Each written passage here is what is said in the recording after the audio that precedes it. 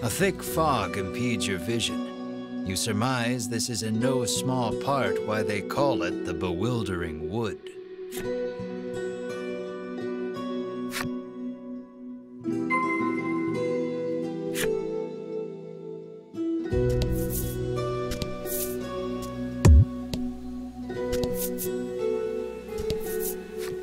Many a brave soul has set foot in this wood, only to be swallowed up and never seen nor heard from again. The traveler. They also tell of a certain tool one needs to get through this place.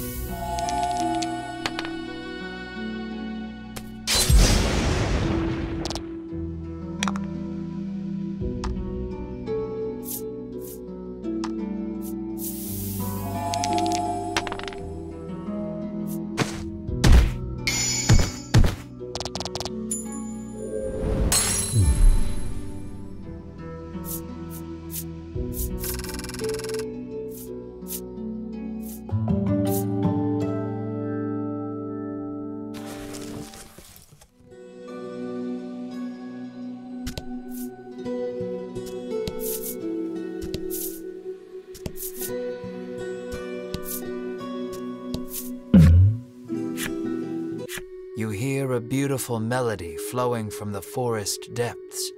It sounds like singing, or perhaps bird song.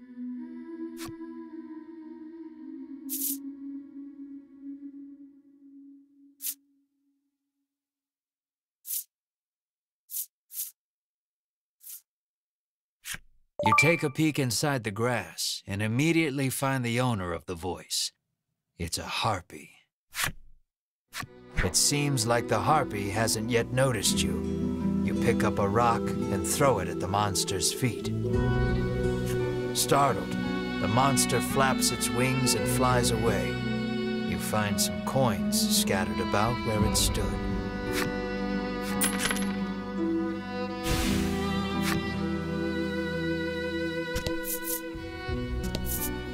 A message is written on the sign. Seek out the 4 stela hidden deep in these woods.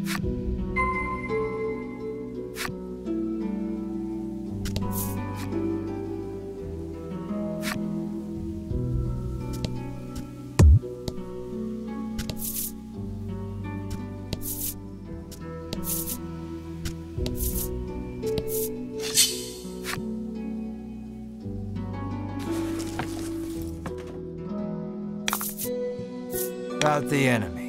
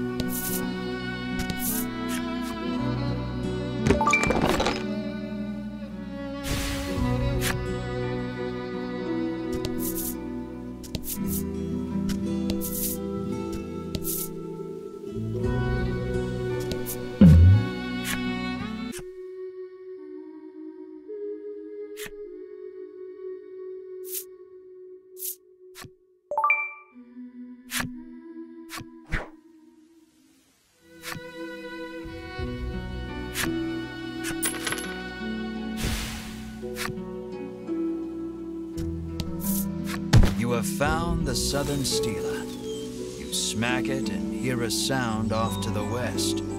You'd best head that way next.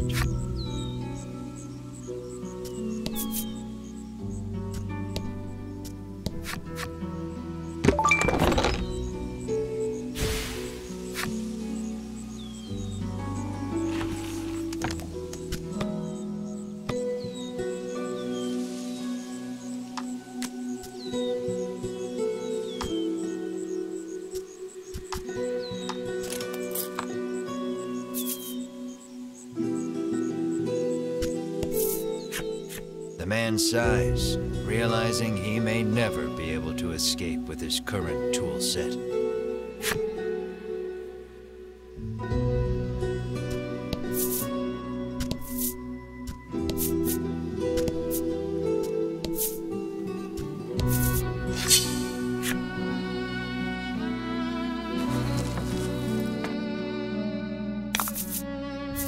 And fight.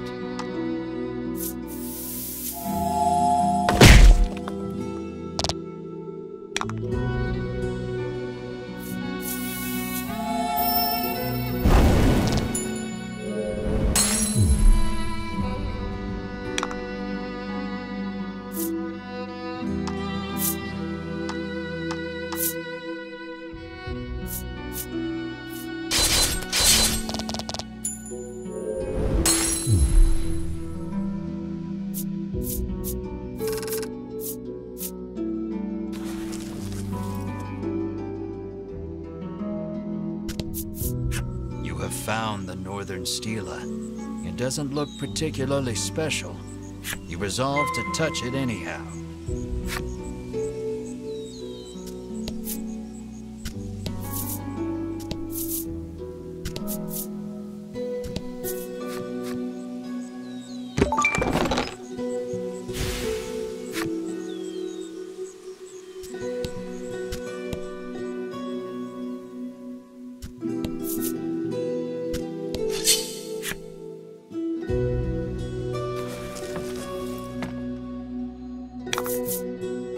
Let's do this.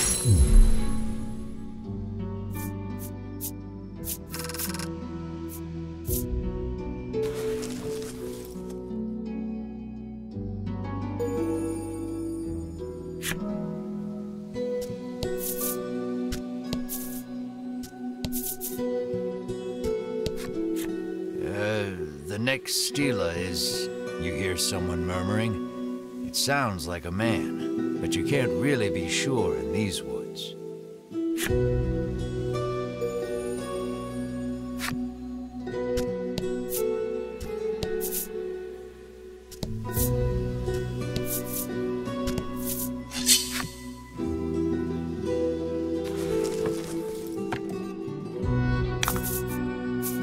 And fight.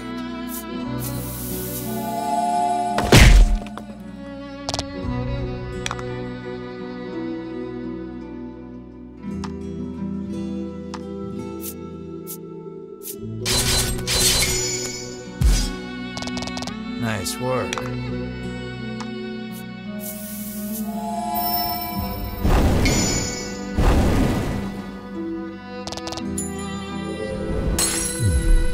Oh?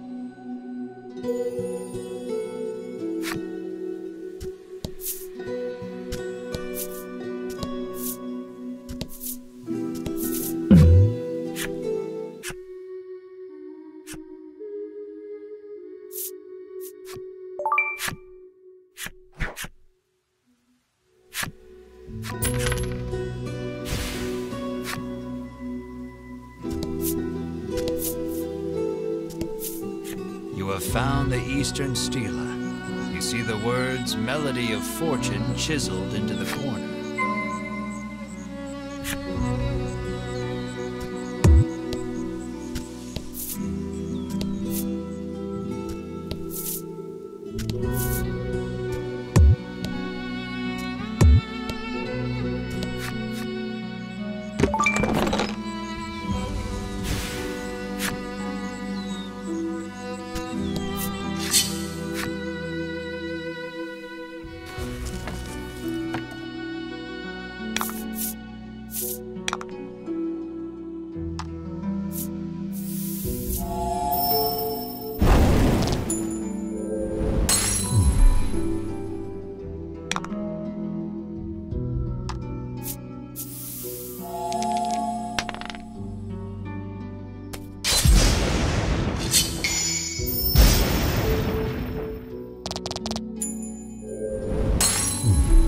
Nice work.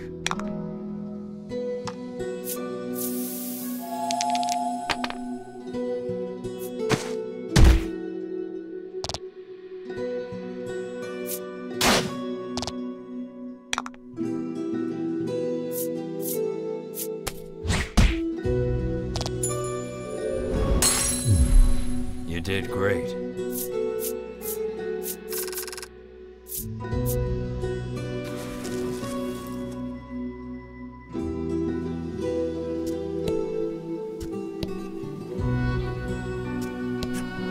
I need to hit the Stela every single time I want to go home. Ah, what a pain, the frowning woman sighs.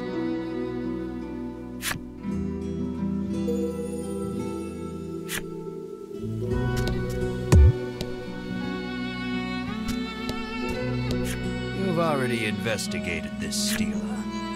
If memory serves, you heard a sound off to the west when you hit it. You have found the Western Stela, which you swear up and down was not here when you came in. You have found all 4 of the Stela in the bewildering wood. On a perhaps related note, you hear a sound emanating from the east.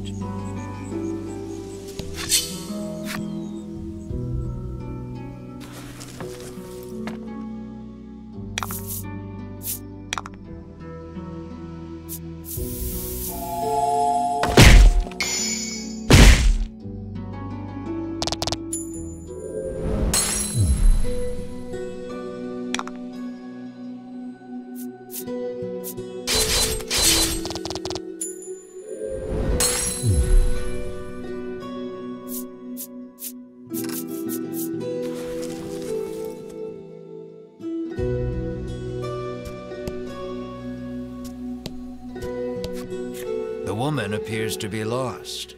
How do I get out of here? She asks with furrowed brows.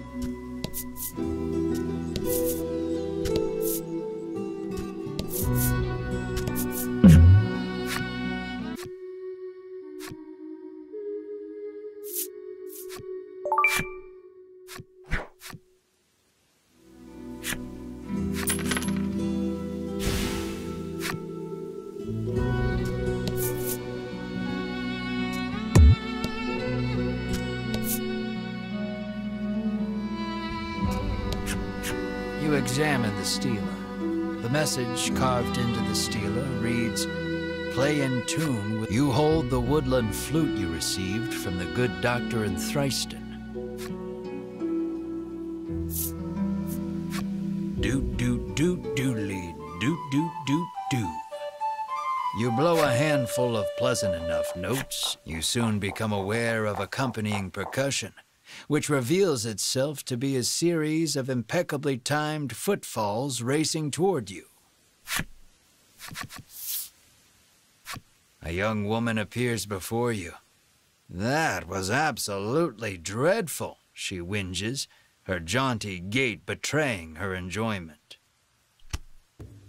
She calls herself Riddis and declares herself a woodlander, resident of the bewildering wood.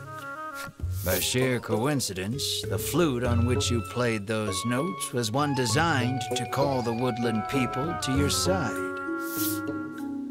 Stunned by your good fortune, you ask Riddis to lead you eastward out of the forest. What luck! She agrees far more readily than you ever anticipated. But, she continues, extending her hand, you'll have to hand over the woodland flute first.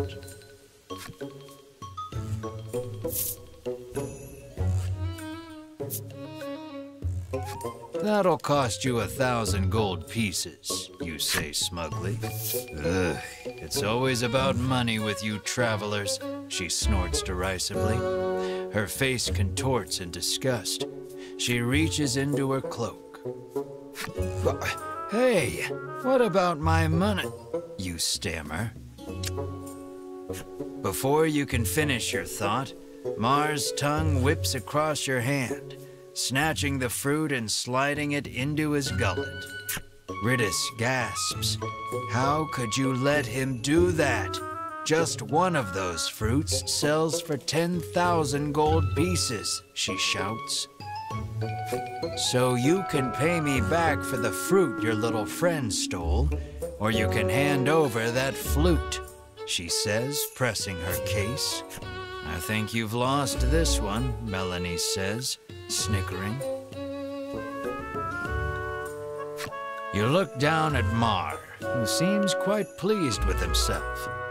I suppose I have, you sigh in resignation. You begrudgingly hand the woodland flute to Riddis. Riddis plucks the woodland flute out of your hands with glee and begins playing it as she skips away.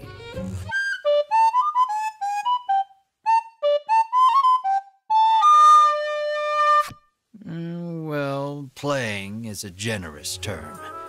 It sounds as though she may as well be murdering the poor thing. Riddis makes it clear that the fastest way out of the woods is through woodland, where she lives.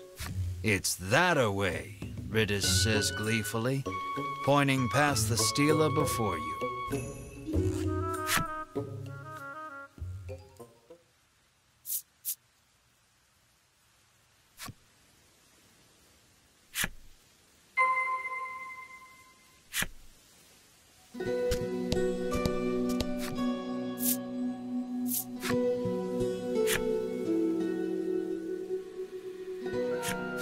Welcome to Woodland, Riddis says, gesturing out over the village. Now, if you'll excuse me, I'm quite busy for the rest of the day, so you'll have to wait till tomorrow to leave the forest, she says, and makes her way home.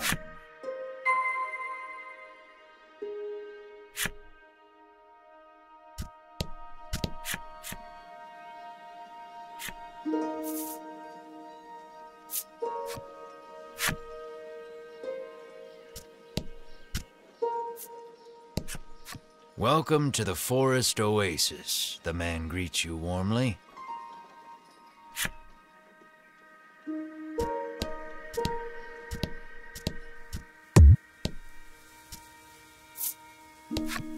You happen upon a man greedily guzzling well water.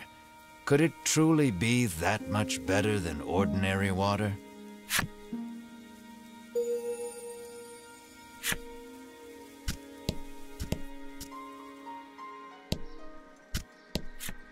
This is the game parlor. Come play cards, the boy at reception calls.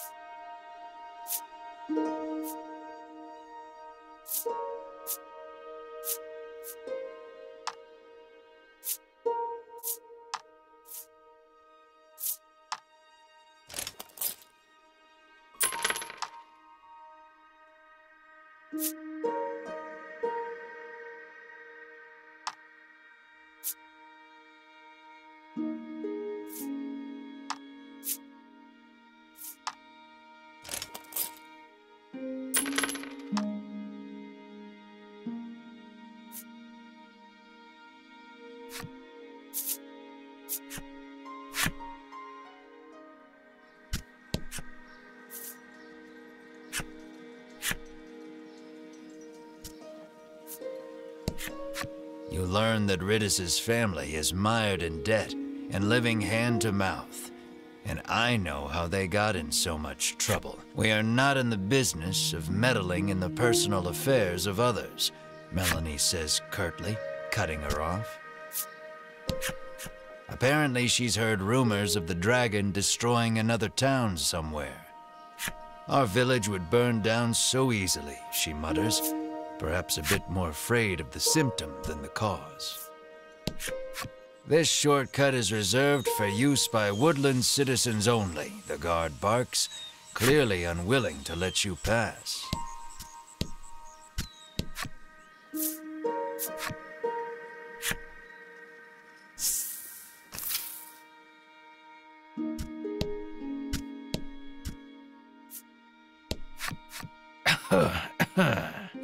You take note of a woman who appears quite ill.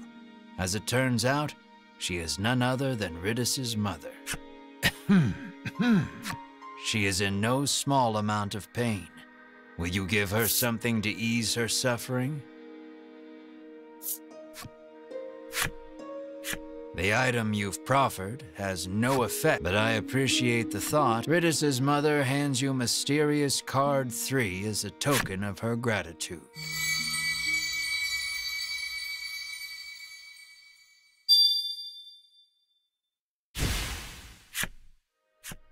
She begins speaking of Ridis, who has been preparing the medicine that helps her get through the day. She blames her illness, and therefore herself, for making Ridis's life so difficult. The more she talks, the more her face drops. Ridis pores over a book while practicing on the woodland flute. She remains dreadful at it.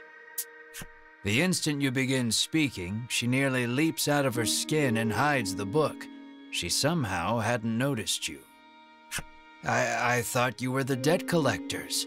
You can't sneak up on me like that, she stammers, struggling to regain her composure.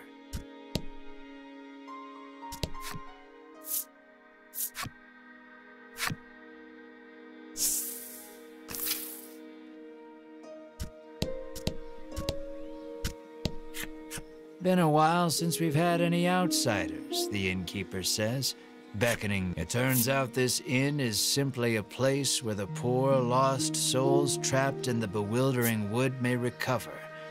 You may stay as long as you like, free of charge.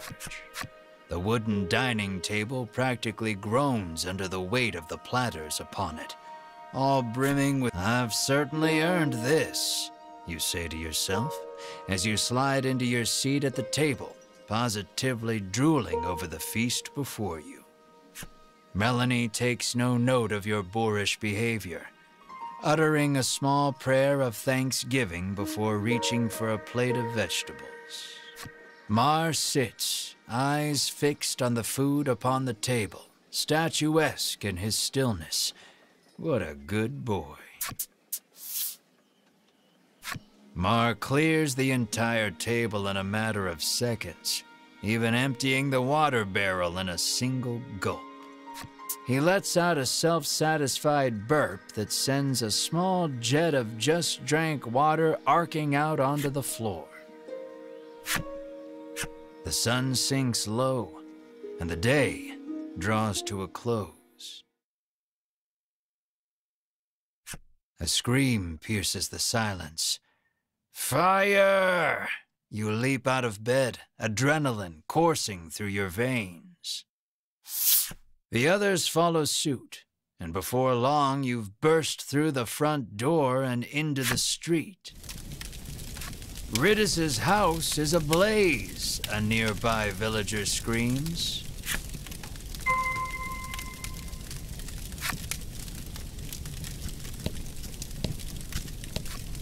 My mother is still inside, Ridis shrieks, darting past you to fetch water from the well south of the village.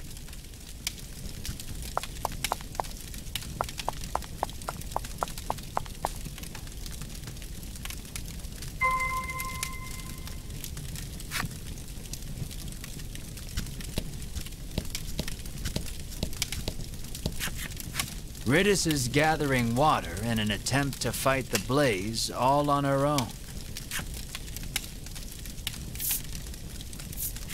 You toss a nearby bucket into the well and haul it up by the rope.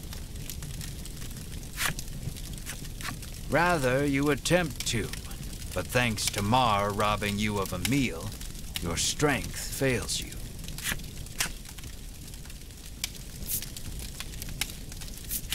Melanie tosses a nearby bucket into the well and hauls it up by the rope. But she hasn't the strength to raise. She releases the rope and examines her raw, reddened hands. None can say she did not try. Mar's eyes light up. He scrambles over the edge of the well and sucks the well dry in an instant. He pokes at his swollen belly and gestures toward Riddis's house, as if to say, "Get me back there. Quick."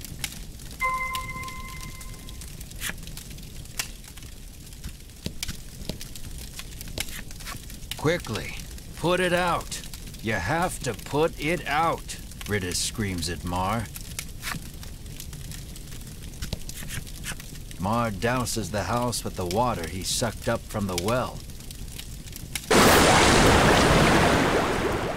The fire is reduced to mere embers, and all is well. Or so you think. Something darts out from behind the house and attacks.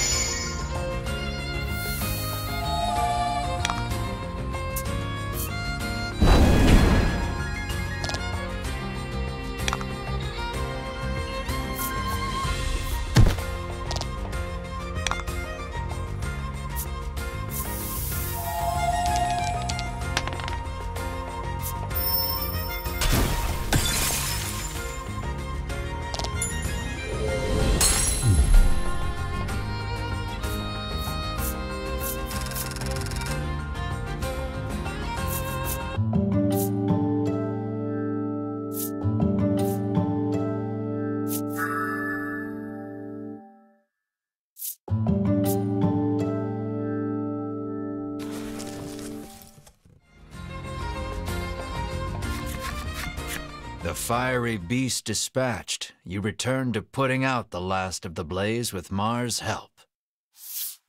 Riddis's mother, now safe, tells you the creature came out of nowhere and set the house aflame. What would bring a creature of fire to a place like this, you wonder?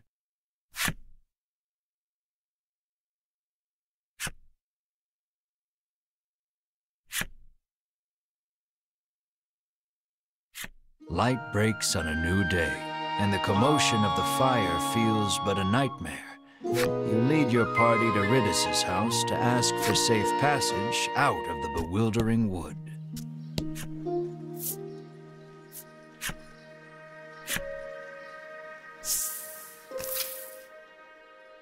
Though spared from complete collapse, Riddis's home has been thoroughly scorched. Riddis sits alone in one of its rooms, the air thick with the smell of char. There shouldn't be any fire creatures for miles, she grumbled. She says the monster appeared while she was playing the woodland flute last night. As to why any monsters, let alone fire monsters, appeared, well... Despite the circumstances, you ask Riddis to lead you out of the bewildering wood as promised. I did promise that, didn't I? She says wearily, rising from her seat. The poor girl is clearly still in shock. Why do you want to venture out beyond the bewildering wood anyway? She inquires, as she gathers this and that in preparation to leave. We are in search of the dragon, you say valiantly, adding, the reward will be significant should we defeat him. Honesty is the best. Sounds like a real risky way to make a living, she replies flatly, feigning interest. A group of Ivory Order people came through here just the other day, she explains. You connect the dots with malice. Those three, you seethe. At last, Riddis is ready to depart for the edge of the bewildering wood.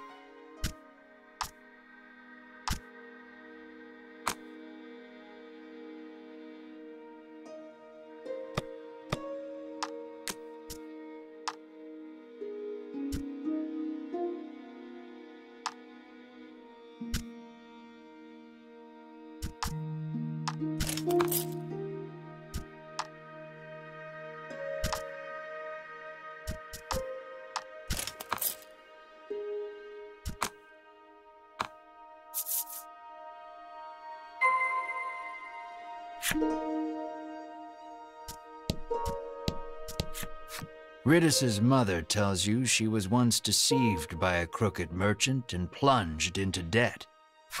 Riddis has been working to repay the debt ever since her mother took ill.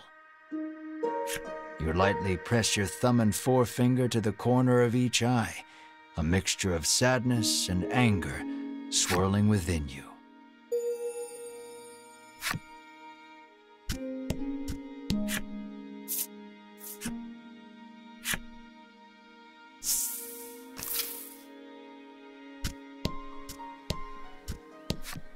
This road takes you to the east side of the bewildering wood, but you'd be hard-pressed to find your... Upon seeing that Riddis is with you, he steps aside and lets you through.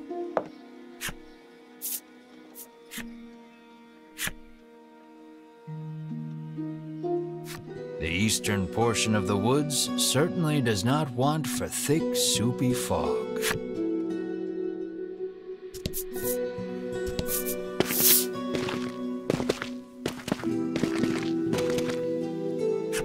Turn away, ready to lead the party deeper into the bewildering wood. Wait just a moment, you lot, calls the voice of an older man from somewhere, but Riddis appears to be familiar with him. She calls him Mr. O. Here you are, young lady, he says, handing her a slip of paper.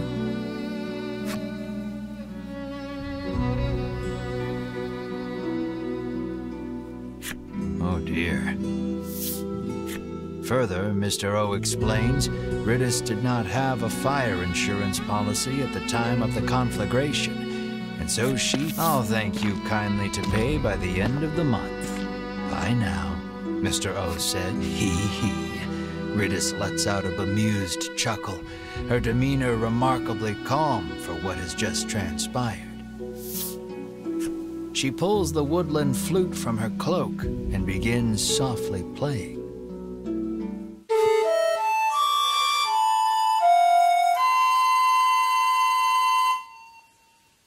Riddis's ear-splitting performance, shall we say, draws monsters out from behind the trees. Within moments, they are nearly upon you.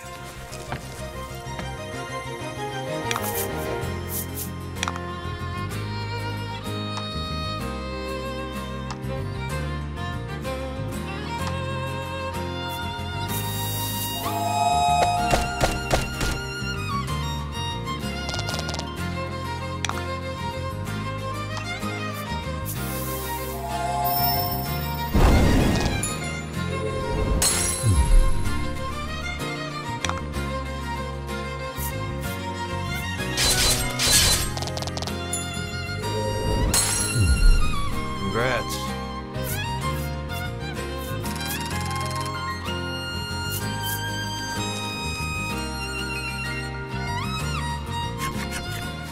That's odd.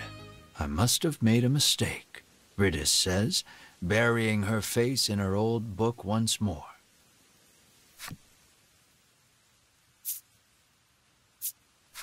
She opens the book to a particular page and thrusts it in your face. You can't tell anyone. It's a page of sheet music with a note scrawled beside it that reads, "Play this lucky tune to reverse your financial fortunes and make money woes a thing of the past."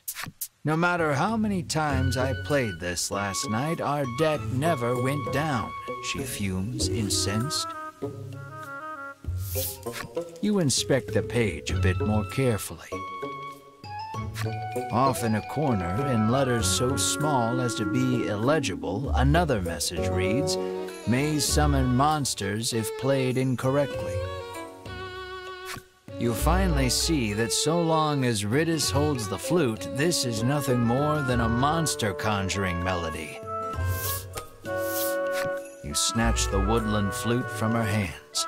"You have lost your flute-playing privileges," you inform. "But I'll never escape from this mountain of debt without it," she cries, clearly still believing in the melody of fortune. Melanie quietly opines that while Riddis is many things, bright is not one of them.